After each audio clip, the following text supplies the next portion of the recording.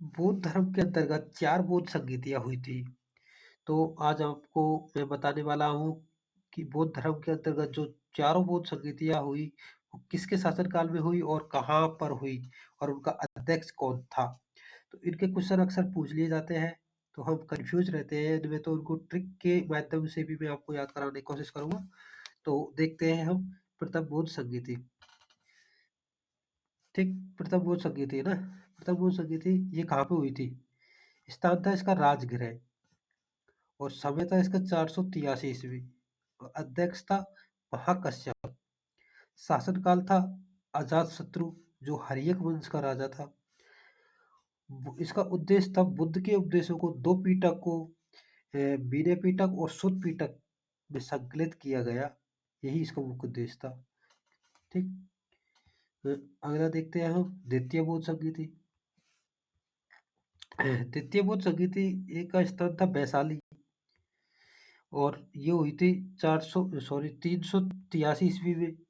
इसका सभा कबीर की अध्यक्षता में हुई थी और शासन इसका जो काल था वो था कालाशोक जो शिशुनाग वंश से संबंधित था।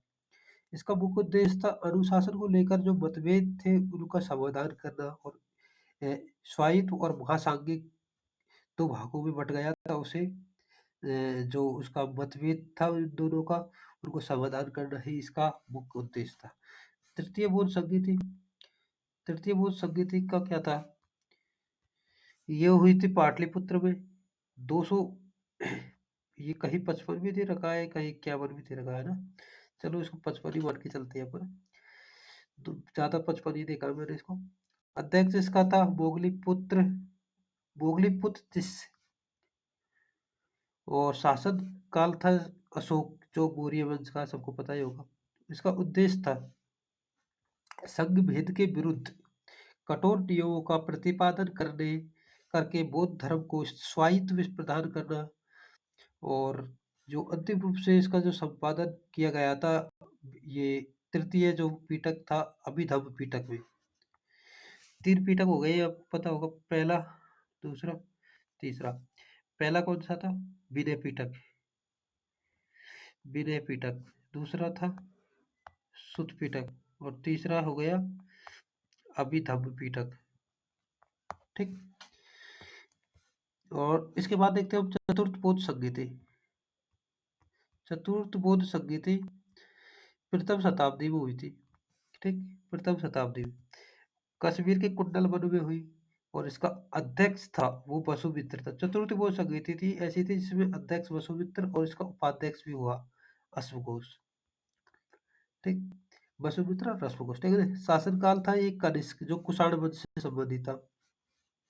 इसका मुख्य उद्देश्य था बौद्ध धर्म को दो संप्रदाय हीनयान और महायान में विभाजन। जो बौद्ध धर्म को हीनयान और महायान में विभाजन हुआ वो चतुर्थ बौद्ध संगीति के अंतर्गत हुआ था। ये एग्जाम में बहुत बार क्वेश्चन आ जाता है कि हीनयान में विभाजन किस बौद्ध संगीति के अंतर्गत हुआ? तो चतुर्थ बौद्ध संगीति। ओके, इसको हम ट्रिक के माध्यम से भी देख लेते हैं कि इसकी ट्रिक क्या बनती है। इसकी ट्रिक बनती है राजा महाराजा आजा। तो प्रथम बौद्ध संगीति 483 में राजा से हो जाएगा राजगृह। ठीक, महाराजा से हो जाएगा महाकश्यप।